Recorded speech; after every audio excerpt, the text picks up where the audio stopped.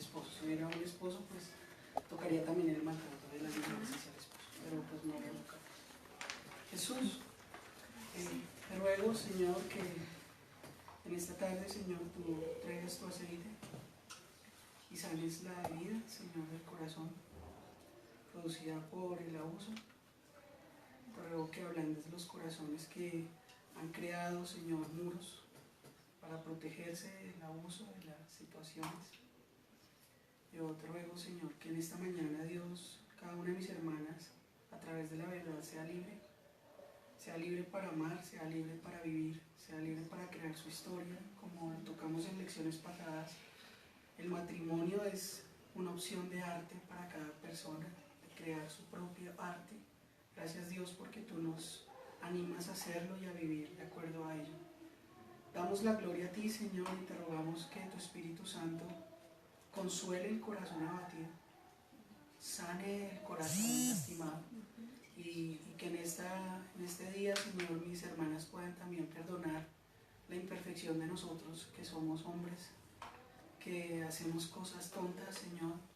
Perdónanos, Señor, a nosotros, y que mis hermanas puedan también sanar su corazón alrededor del modelo de varón que han tenido delante, y que puedan, Señor, restaurar su corazón y en todo tú traigas descanso. En el nombre de Jesús. Una palabra acerca del abuso. Vamos entonces. Una palabra acerca del abuso. Queremos dejar esto claro.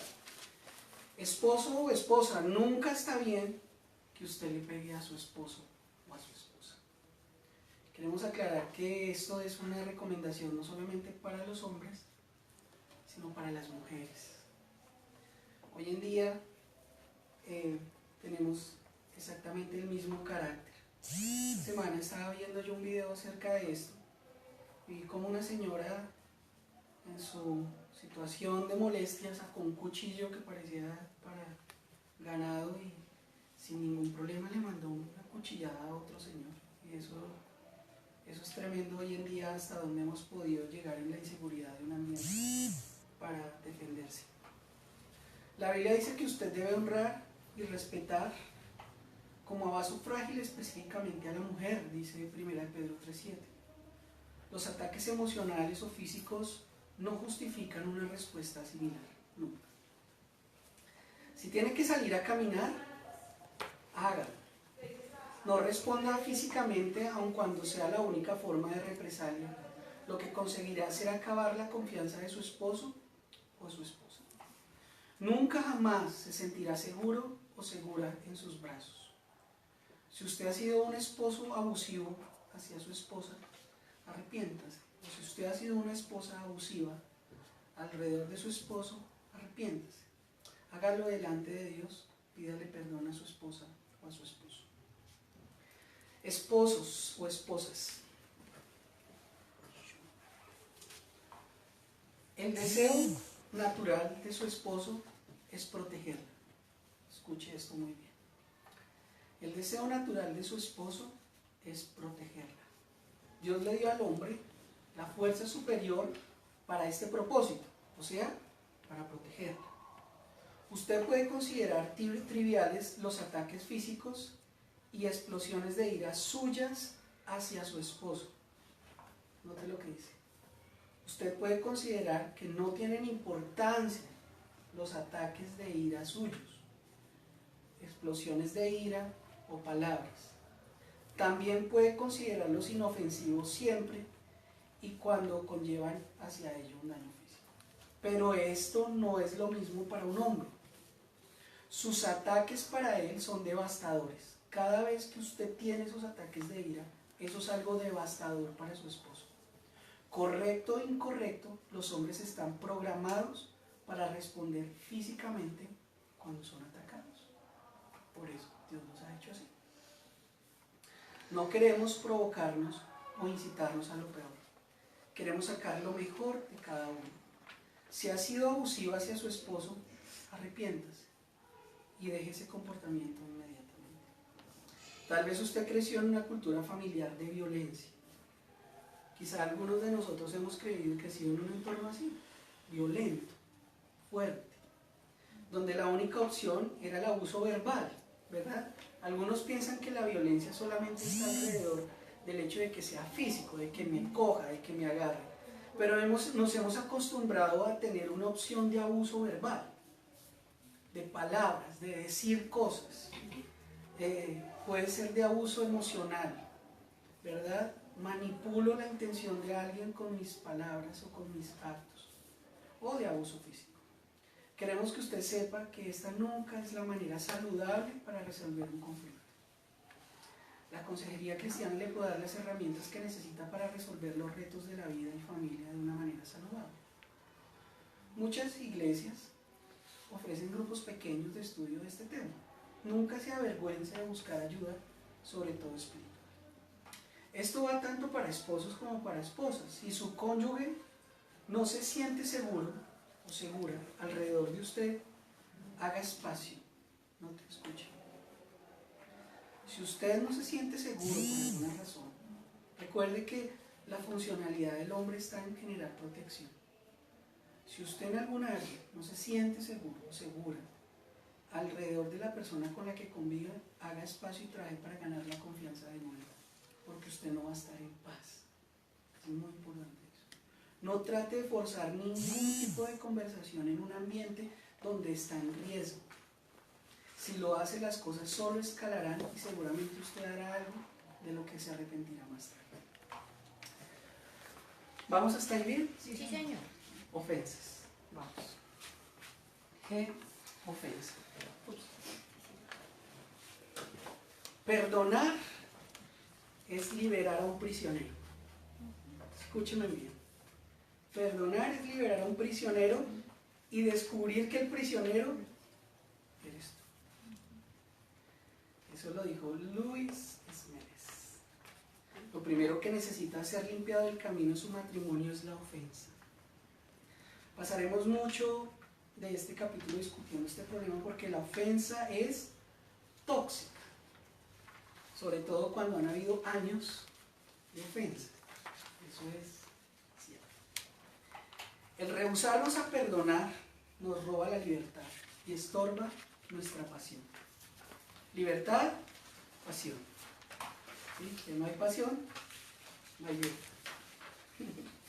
Toma un placer pervertido en busca de venganza, un camino sin fin, acompañado solamente por la miseria.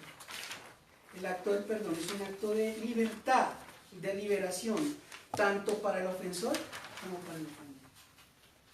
Muchos creen que el perdón debe aguantarse hasta que la recompensa adecuada sea obtenida. Yo te perdono hasta que cambies. ¿Cierto? Todos lo hemos dicho. Eso es cierto. ¿Cuántos de nosotros no lo hemos dicho así? Yo lo perdono hasta que cambie. Pero en el reino de Dios, el perdón no es opcional. El perdón es un mandato. El perdón no es opcional. Es la única forma para vivir. No hay otro camino sino el perdón. Mientras más perdonamos, más nos parecemos a nuestro Padre que está en el cielo. Si vamos a ser agentes de su grandeza, necesitamos abrazar el poder del perdón. Pablo nos encargó: sean comprensivos con las faltas de los demás y perdonen a todo el que los ofende. Recuerden que el Señor los perdonó a ustedes, así que ustedes deben perdonar a otros. Colosenses 3:13, como ya les he dicho, estoy usando la traducción Biblia, que es un poquito más clara. Esto con frecuencia es difícil de tragar.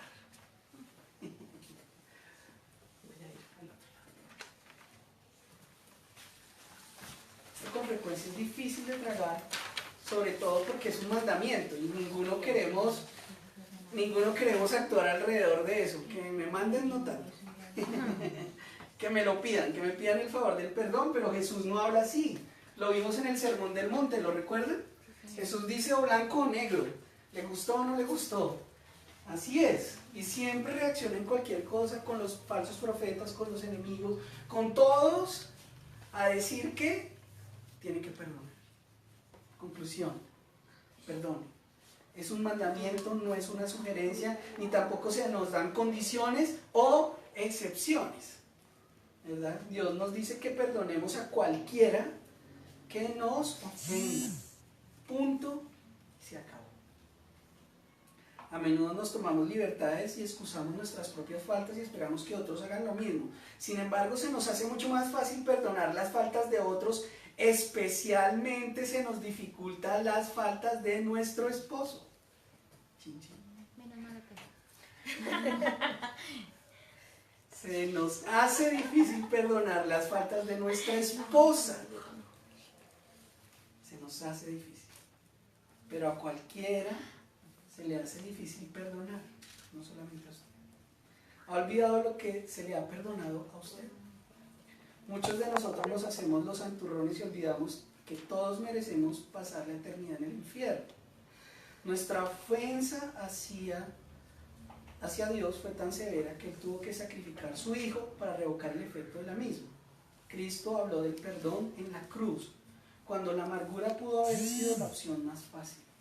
Él nos perdonó antes de que nuestro comportamiento fuera digno de su perdón, y somos llamados a hacer lo mismo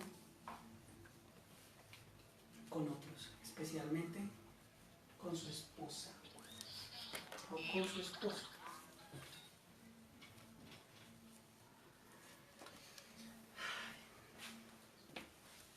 Probablemente no tenemos que convencerle que su cónyuge no es la persona más perfecta.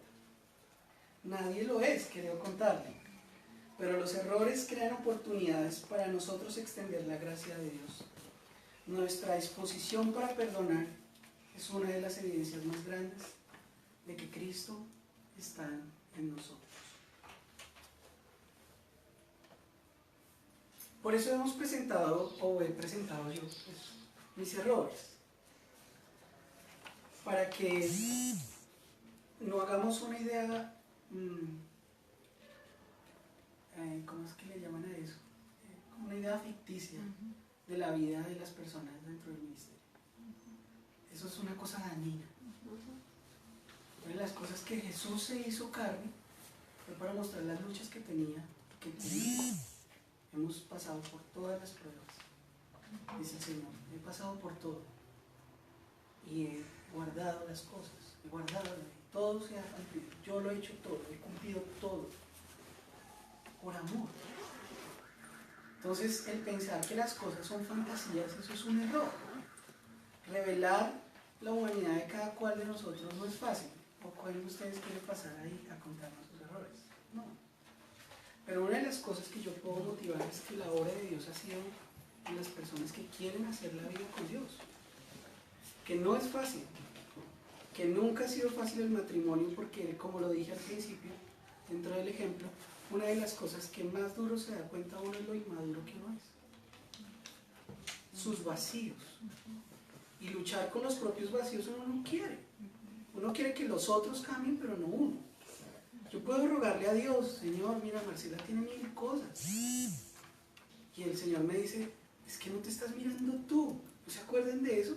¿No se acuerdan de la mota en el ojo? ¿Se acuerdan que ya se los había dicho? No se trata de los demás, se trata de usted.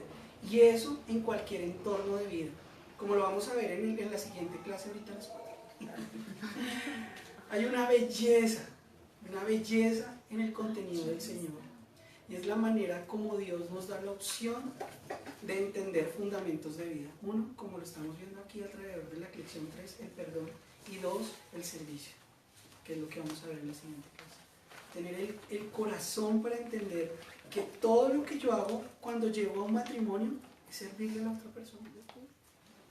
Que mi meta es que esa persona salga adelante, siga. Que tiene vacíos, me lo encontré. ¡Claro! ¡Claro! Es que Dios no lo oculta.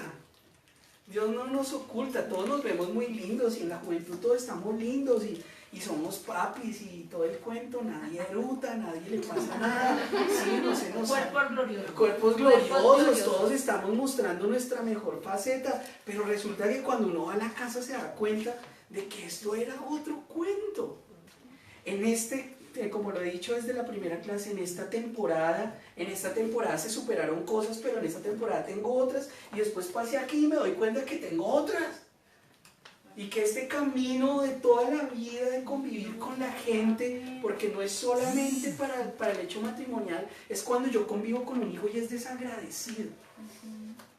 Tenía un comentario el día que prediqué sobre la fidelidad y es que hay una flor que es muy escasa. Se llama fidelidad y gratitud. Es una flor súper escasa. Si hay una cosa difícil con un hijo es la gratitud. O mejor, la ingratitud. Y eso es una flor escasa. Ingratitud y Fidelidad e ingratitud. La situación de la vida, lo que Dios nos está enseñando a través de esto y lo que yo quisiera que quedara en sus corazones, es que aquí si ha habido algo donde hemos podido seguir adelante, ha sido la misericordia de Dios, que hasta hoy nos ha sostenido. Porque yo tengo muchos errores. Y Marce, como lo voy a decir más adelante cuando la toma de decisiones, Marce ha sido una oportunidad para mí. Porque al final yo termino en las conclusiones con Dios con eso. Ay, está bien, sí, Señor, me falta humildad.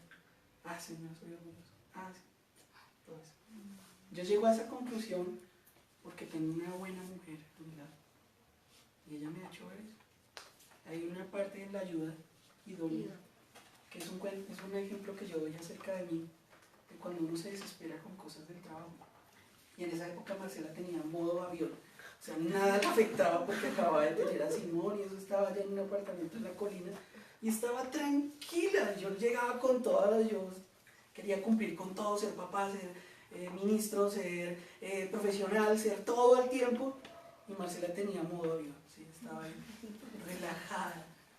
Déjaselo al Señor. ¿Cómo así que se lo voy a dar al Señor? Me respondía con esas cosas que es sabiduría. Y yo en mi desesperación trataba de hacerla bien a ella y siempre termino pidiendo perdón, porque se da uno cuenta de esas cosas.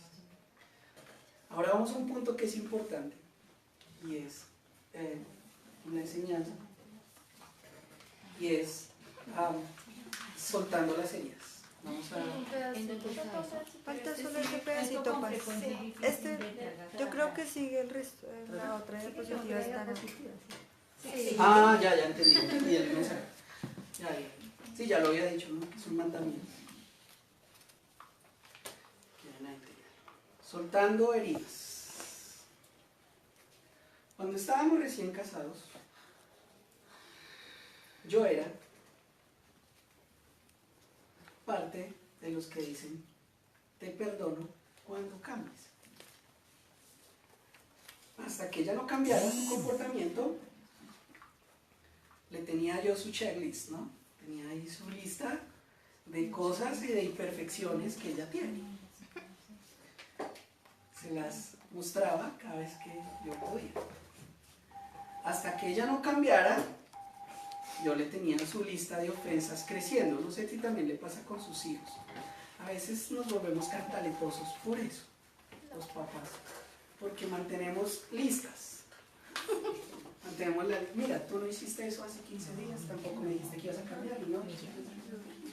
Y eso se llama cantaleta, se llaman listas de chequeo. Mira, no sí, siempre andamos con la lista, siempre andamos con la lista. Cuando estábamos en esta parte de estar recién casados, yo le tenía la lista a mi esposa. Hasta que ella no cambiara su lista, iba a seguir creciendo porque yo no borraba. Yo mantenía la lista. Pensaba que si no la perdonaba, esto la motivaría a ser transformada. Pero lo que hizo fue provocar que ella se sintiera condenada, sin esperanza y despojada de sus derechos. Entonces, guardar listas genera en la otra persona no cambio. Recuerda que se vuelve y se repite lo que usted ya le dijo que ya había hecho. ¿Por qué? Porque eso no anima a la persona, la llena de culpa. ¿Me entiende? Guardar listas condena, no da esperanza y despoja los derechos de la otra persona a cambiar. Que ya le he dicho que usted quiere hacer y dele, gloria. Quita la opción de libertad. Todo cambió cuando Dios me enseñó cómo Él perdona. ¿Ya copiaron esto? ¿Verdad? Sí, señor. Ahí está. Todo cambió cuando Dios me enseñó cómo Él perdona. Su perdón no es una recompensa por una modificación en el comportamiento. Muy importante. Dios me enseñó cómo Él perdona. Su perdón no es una recompensa por una modificación en el comportamiento. Eso sería un cambio del comportamiento. Yo con el perdón lo que hago es dar un voto de confianza. O sea que parto de perdonar, no de esperar que las cosas... Y ahorita lo voy a explicar, no se entienda en el mal sentido de que vamos a auspiciar todo. Mientras Dios renovaba mi conocimiento acerca del perdón, comenzó también a reemplazar las palabras de mi boca por unas que reflejaban su corazón. Creo que quieres cambiar esto, entonces yo te perdono. En aquel tiempo yo no entendía lo importante que era perdonar a mi esposa. Más adelante me di cuenta que mi rencor o inclemencia hacia mi esposa era lo que batallaba contra su habilidad de cambiar. Porque Jesús dijo, si ustedes perdonan los pecados de alguien, esos pecados son perdonados. Nota como parte, si ustedes perdonan, no si usted le guarda la lista y la persona cambia. Si ustedes perdonan, de nuevo es hacia nosotros, los pecados de alguien, esos pecados son perdonados. Si ustedes no los perdonan, esos pecados no van a cambiar, no se va a cambiar la situación. Por siglos este verso ha sido mal interpretado y retorcido como una herramienta para propagar el miedo y la opresión. Esta no fue la intención de Jesús. Cuando estudiamos todo su ministerio podemos entender el propósito y el significado de estas palabras. Jesús, más que cualquier otra persona, entiende el poder del perdón porque a través del mismo reconcilió, no nos quiso reconciliar a todos. Recuerda, 2 Corintios 5, 17, 20. Somos ministros de la reconciliación y a través de nosotros mismos hace un llamado al mundo. Somos llamados a afirmar y a extender el perdón ofrecido en Cristo. Cuando decimos mantener una ofensa, dejamos de declarar la esperanza de Dios y en lugar de ello nos ponemos de acuerdo con el que es llamado el acusador de los hermanos. ¿Nota? Cuando usted guarda la lista, se mete en el plan de Satanás. Y es que cada vez que hay una situación, Satanás, ¿qué hace? Nos acusa delante del abogado. Dicen que así es lo que hace de día y de noche. Satanás, ¿qué hace? Acusarnos. Y tenemos abogado, por eso dice el Señor dice que el Señor Jesús es nuestro abogado, porque tenemos allí una persona que está diciendo de día y de noche qué es lo que hacemos mal. ¿Me hago entender? Usted se mete en el plan de Dios o en el plan del diablo a acusar en esta situación. Vocalizamos condenación a los que Dios quiere ofrecerles un nuevo comienzo. Borcher escribió acerca de estas palabras. Hay una necesidad de reconocer el rol significativo que puede tener las declaraciones de perdón para liberar a las personas y que así pueden dejar a un lado los pecados pasados y sentimientos de culpabilidad, tornando su atención al gozo de vivir con el Cristo resucitado bajo la dirección del Espíritu Santo. El perdón es un acto divino. Ninguna otra virtud requiere tanto sacrificio, es decir, conscientemente ser vulnerable en lugar de defendernos. Pero en este sacrificio del yo encontramos la aceptación de Dios. Porque usted se vence a usted mismo. Cuando escogemos perdonar, nos rehusamos a adorar nuestros sentimientos. Todo es imposible, nada es imposible, no viviré por lo que siento. Cuando usted se niega a perdonar, ama más su sentimiento que lo que Jesús está diciendo que debe hacer. Y someternos a la verdad de Dios. Duro, ¿no? Al perdonar a nuestra pareja o a la persona que hemos tenido delante, creamos la oportunidad para que él o ella pueda reconocer y recibir la invitación a ser moldeado por su gracia. Yo soy Dios y sé que lo harás otra vez en 2 semanas, decimos. me pongo en el plan de Dios. ¿Ven? Yo sé que igual lo vas a volver a hacer. Está declarando con su boca que de nuevo lo va a hacer. ¿Sí? Y además se está metiendo en el plan de Dios. Yo estoy diciendo que igual usted no va a cambiar. Usted es así. Está yendo en contra de la verdad de Dios. Está amando más esto y su propio conocimiento que la manera como Dios nos mira, porque Dios nos mira cambiantes, mejor, como la luz de la aurora, en aumento, siempre nos mira así. Cuando usted solamente establece esos criterios, amarra a la persona a su esclavitud, lo deja ahí anclado. Dios nunca declara fracaso en su futuro, nunca. Él declara... El que espera el perdón es un Dios. Correcto. Es un Dios muy... Correcto. Se pone en la posición de Dios. Está esperando que me digan que perdono. Por eso el Señor dice, cuando a usted le hagan, usted vaya y pida perdón. Es que Jesús estaba en el cielo, y él no había hecho la falta y vino a la tierra para pedir perdón. Por usted, por mí. ¿En qué momento me casé? Entonces, es difícil. Ahora entiendo por qué el Señor no se casó nunca. Sí, lo he entendido. Ya vamos a terminar. Estoy entendiendo más. Paz, una pregunta. No, mamá. Es que ellos necesitan sacar las cosas. Paz, una pregunta. Pero es una inquietud que yo tengo, ¿sí? Tú decides perdonar a esa persona para poder ser libre y no hablemos del matrimonio, hablemos de cualquier caso. Tú decides perdonar a esa persona para tú poder ser libre y para que esa persona, perdón, también sea libre, ¿cierto? Pero es valedero el cambio de actitud, o sea, de que la relación ya no viene a ser la misma. Por eso hablo de no el matrimonio, de cualquier otra relación, una amistad, un altercado o una mala situación, y yo decido perdonarla porque me está contaminando, sé que está haciendo piedra de tropiezo para mí, decido perdonarla y pues tal vez no es el momento de la reconciliación, pero sí decido decirle, de verdad voy a perdonar esta situación, y es valedero que yo en este caso, digamos, me haga a un lado por mi restauración, por mi sanidad, por mi integridad, y me hago a un lado y ya, pero yo ya decidí perdonar a esa persona. ¿Es valedero? Sí, hay dos cosas en el perdón, ¿no? Y una cosa es una cosa y otra cosa es otra cosa. El perdón nos manda a hacerlo al Señor y no dejar que pase el tiempo. Tú debes perdonar. Así la otra persona se... Así la otra persona tenga, tú debes perdonar. La orden del Señor es que el sol no caiga sobre ti. O sea, Que eso no ya. pegas, ¿no? Lo que él quiere decir es eso, no dejen pasar el tiempo con eso, porque eso se vuelve una magia. Pero diferente es la restauración de la confianza. ¿Sí? La restauración de la confianza es otro pedazo. Que ese pedazo sí lleva proceso. Sí, porque eso si lleva... la otra persona quiere... Claro, es diferente. Sí, eso es como el que engaña a la esposa y llega y dice perdón. Yo te perdono. Sí, Claro. Pero de ahí, como decía alguien, ¿usted a quién? No, mejor no lo digo.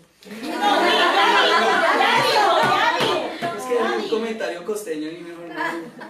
Sí, usted puede venir, usted puede estar aquí en la casa, usted puede estar aquí en todo, pero pues aquí conmigo en mi habitación, usted puede hacer, yo tengo que esperar para restaurar la confianza. Y se restaura. Pero la restauración depende del otro. Depende precisamente de la manera como vamos a tocar ahorita, de cómo usted abra su corazón. Que es lo siguiente, el Espíritu Santo haciendo la obra en la persona. ¿Sí me va a entender? Sí. Y es importante eso de la restauración de la... Pero lo que quiero hacer ver es que el perdón es una cosa que no debe demorarse. Eso es algo que tiene que llegar pronto, pero vuelvo y digo, una cosa es que yo sienta en mi corazón que lo perdone, yo estoy abierto, pero sí tengo que llevar un proceso de restauración de la confianza. Pero en algún momento no va a haber restauración, es posible. Puede ser. Claro. Lo importante es que, como yo lo he dicho, digamos, como lo dijimos De en el primera sermón del persona. monte, yo estoy abierto, yo estoy sano, Hay una y yo no estoy disposición. ahí, exacto, yo, si Ya, la yo me persona, restauro. si llegara, yo estoy abierto, la otra persona no lo quiere, Sí. o sea, pero yo estoy abierto a restaurar. Ahora, es como eso, pedirle, digamos, a ustedes damas, que estoy yo solo acá de varón, que las engañe a su esposo y llegue la misma noche a acostarse con ustedes. No, o sea, no sería lógico de parte del Señor. Es más, él dice, mejor Sí, claro. Mejor usted sepárese y no se case con nadie más. Ujú. Es muy lógico. ¿Por qué? Porque el cuerpo de una mujer, como lo voy a hablar mañana en intimidad, Tiene dignidad. eso es una dignidad de Dios. Entonces, Una pregunta, por ejemplo, bueno, como Chile, no es en el matrimonio, es una situación cualquiera. Y yo voy constantemente a esa persona a tratar de solucionar la situación, a tratar de pedir perdón, pero la otra persona no accede a esa situación. ¿Qué hace uno ahí? Y sigue la acusación. sí, hay varias cosas. Volvemos al punto del Señor. Sí, el Señor, Lo lleva a la ¿cuántas veces vino el Señor a pedir perdón por nosotros? Muchas, o sea, 70 veces. No, o sea, yo quiero preguntar es ¿cuántas veces el Señor bajó del cielo a pedir perdón? Una. Pero con esa una, Él no traía mota en el ojo. Sí, no fue un convencionalismo, sino fue una situación clara de mi carácter. O sea, cuando tú vas a pedir perdón, pues hay una situación clara de humildad, Claro, de tiene que ser. sencillez, y de realmente creerlo. Mira, lo estoy haciendo con el corazón. Es eso. Ahora, hay detalles donde las personas, a eso voy con el hecho de que cuando se pida perdón, pues fue una vez, pero que se haga bien. Entonces, la situación es eso así. Lo otro es que lo que tú dices, la persona en el proceso de la situación de cómo la persona va a recibir mi perdón, el responsable es él. Sí, total. ¿Sí? Ahora, si tú dices, cada vez que te encuentras con una enseñanza, tú dices, uy, no, pucha, tengo que pedir perdón también por esto, voy y pido perdón, ¿sí?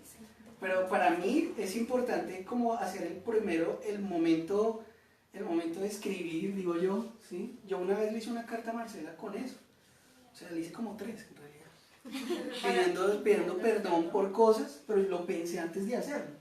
Entonces como que reuní el pack de mis situaciones alrededor de eso y le dije, mira, ahí fue muy inteligente además, porque me la llevé para Villa de Leyva y todo. Un restaurante con velas. ¿Tú le pediste perdón por carta o...? No, yo se lo dije, sino que a lo que voy el punto es que yo lo hice conscientemente haciendo una tarea para mí de que lo voy a pedir, pero no quiero estar pidiéndolo cada 8 días. No aguanta, ¿Sí me entiendes?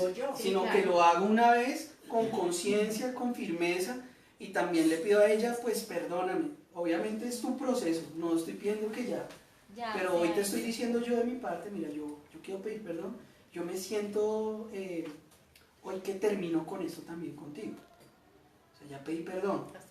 Hasta aquí llegó, ¿sí? O sea, pero es que es diferente esposos a una relación. Claro. Exacto. Claro. Lo que yo Y es como más difícil. Porque es que ahí ya, es que sí, exacto. Yo ayer haciendo el taller, porque uno, por ejemplo, puede ser más fácil el taller para quien está en pareja, porque Sí, pues claro. está así, ¿sí? Claro. Pero cuando tú lo estás haciendo soltero y que tu expectativa está abierta, entonces tú empiezas a relacionar con tu hermano, con tu familia, con tu compañero de trabajo o con tu familiar o con alguien, o sea, es muy grande. Entonces por eso me vino esa inquietud, porque muchas veces uno no está dispuesto ni a ir a buscar el perdón porque el error no lo cometí yo, ni a perdonar porque es que usted me ofendió, ¿sí? Entonces, bueno, como llega esa parte que dice que déjelo libre porque es que lo que tú decías ahorita, en realidad muchas veces quien está encarcelado eres tú mismo porque la otra persona la también otra ni no. siquiera está Sí, afectada. Pero mira que yo me he dado cuenta de algo, cuando yo por ejemplo pedí perdón, les cuento una intimidad mía, una más. Yo pedí perdón al Señor por las niñas que yo le había hecho daño. Entonces fue una lista larga. Entonces yo le dije al Señor, honestamente yo quiero en mí pedirte perdón por lo que yo hice. ¿Qué pasó? Empezaron a llegar mis exnovias y yo me las encontraba. Sí, porque Y entonces pronto yo llegaba a algún lugar y ¡tin! Me la encontraba y yo. Y que tenía mi mente. Él es el perdón. Pídale perdón. perdón. Pídale perdón. Y ya ella con mi esposa, con hijos y todo el rollo. Y entonces yo a mí me llegaba y le decía, ¿sabes qué? Necesito. Y así lo hice delante de Dios. Le decía, ¿será que me regalas un momentico? Y sí. Le decía, mira, quiero pedirte perdón por todo lo que yo te hice.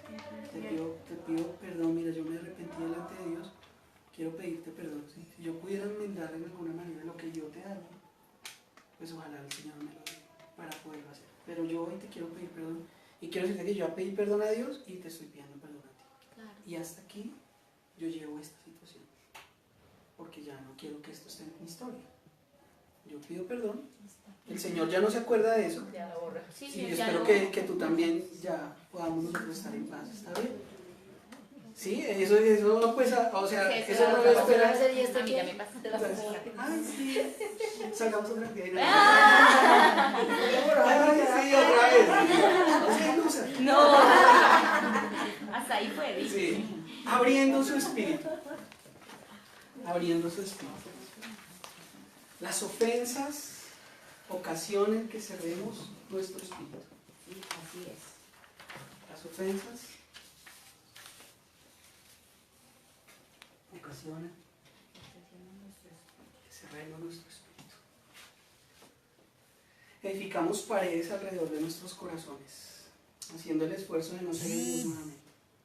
Podemos pensar que estas paredes nos están protegiendo, pero en realidad obstruyen nuestra habilidad de recibir y dar el amor de Cristo.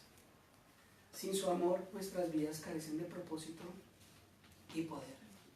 Nuestra meta será la preservación y nuestras acciones exhibirán egoísmo.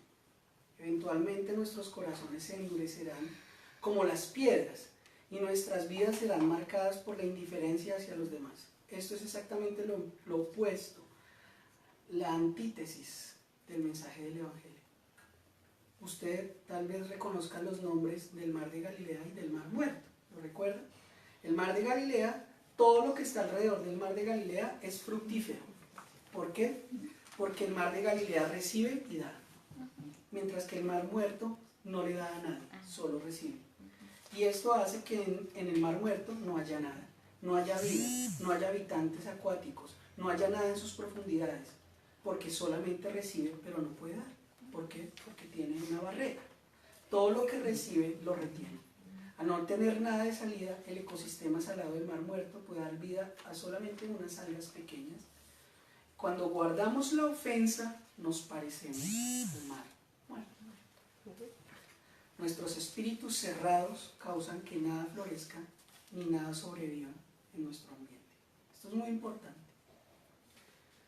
A veces uno dice, hay gente que donde está reverdece. ¿Me hago entender?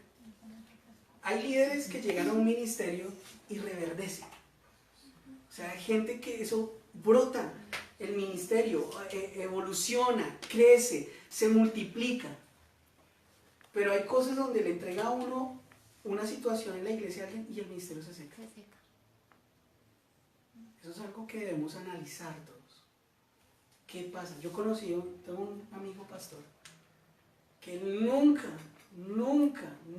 esa iglesia ha reverdecido. Nunca, no pasa nada. Y una vez se casó y esa señora se achiló. Pero se achiló, me pareció una mantica cuando se casó, así bien llena de agua, pero se casó y se achiló. Yo después la vi, yo parecía una viejita. ¿Qué te pasó? Pero por consecuencia de su pareja o de ella. Lo que voy es que este hermano Nada nada fructifica. Bulldozer.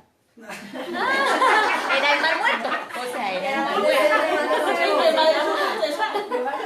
Pues es que él es una persona muy seca. Él Te es una imaginas persona la muy seca. amargura que tiene. Exacto, O sea, es eso lo que estoy hablando. Ha creado tantas barreras alrededor de su corazón que todo lo que toca lo achina. No, ahí sí nos toca eso al Señor, llévatelo. Pobrecito. Sí. Ilumínalo, Amén. Algo así. Dios puede fluir siempre a través de nosotros, siempre. La cuestión es Se si puede yo manifestar a través de nosotros. fluir. Dios fluye a través de nosotros. La diferencia está en el hecho de que si Él nos da y nosotros no le permitimos salir.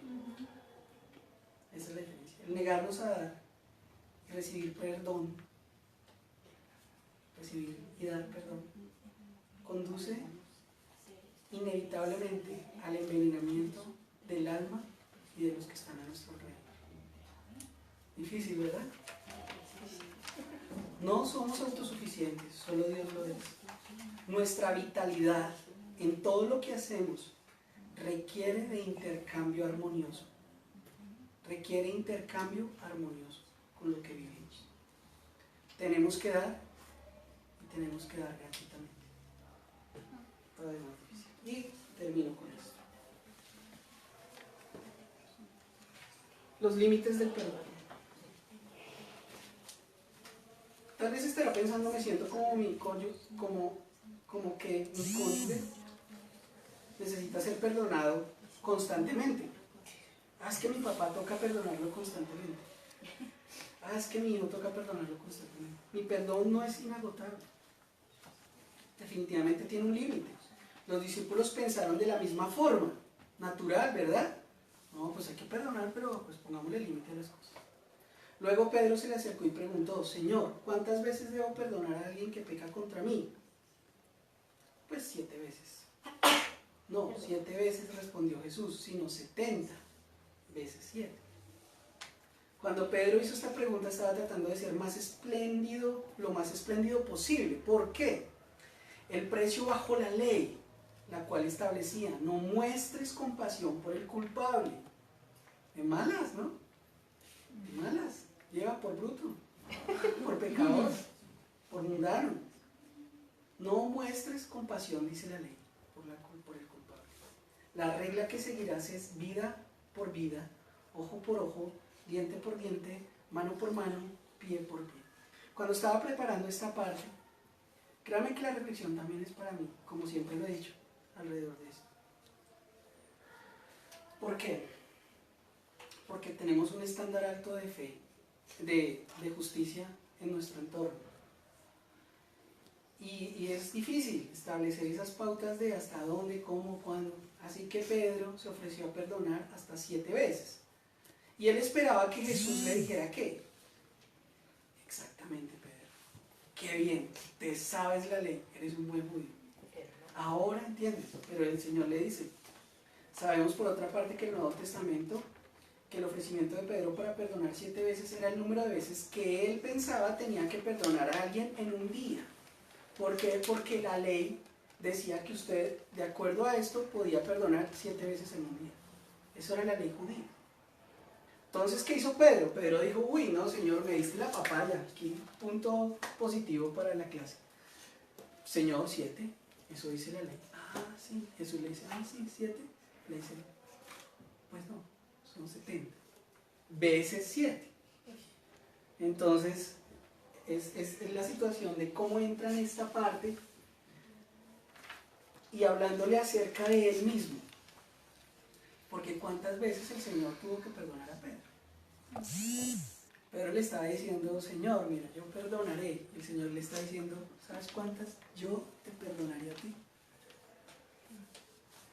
Y le dice 70. Le está botando de nuevo el mensaje y le está mostrando su gracia. Recuerden que Jesús siempre hablaba así. Lucas 17, 3, 4 dice eso, de que solamente son 7 veces al día. No era simplemente su mandato una cantidad mayor de perdón para toda la vida de ofensas. Él estaba comunicándole a Pedro el perdón debe ser ofrecido sin medida. Perdón sin medida. Para alguien pecar al nivel de Jesús, describe aquí, debe haber cometido 70 por 7 veces ofensas en un día, de acuerdo a lo que estaba pensando Pedro. Eso es mucho pecado, más que cualquiera puede alcanzar, pero aún así, si su cónyuge o su papá o su mamá pudiera pecar en contra de usted más de 490 veces en un día, haciendo una multiplicación básica, esto no significa que usted pueda parar de perdonarle después de la ofensa 490. En la escritura el número 7 simboliza el número de algo completo. Específicamente un número que establece algo completo entre el cielo y la tierra. Jesús usó el número 70 y su múltiplo 7 para comunicar que tenemos que perdonar completamente, siguiendo el estándar establecido por nuestro Padre Celestial. Esta manera generosa de perdonar es posible solamente porque hemos sido restaurados con Dios a través de Cristo. En Él hay armonía entre el Padre y sus hijos. Por lo tanto, tenemos el poder para perdonar porque somos nuevas criaturas con corazones nuevos. Nuestros corazones han recibido gratuitamente su perdón y para permanecer espiritualmente saludables, tenemos que ofrecer gratuitamente el perdón a otros. Sabemos que Jesús quiere que perdonemos incansablemente, porque Jesús, después de su conversación con Pedro, le contó una parábola muy buena de un rey y un sirviente, el cual era duro para perdonar y la terminó con esta explicación.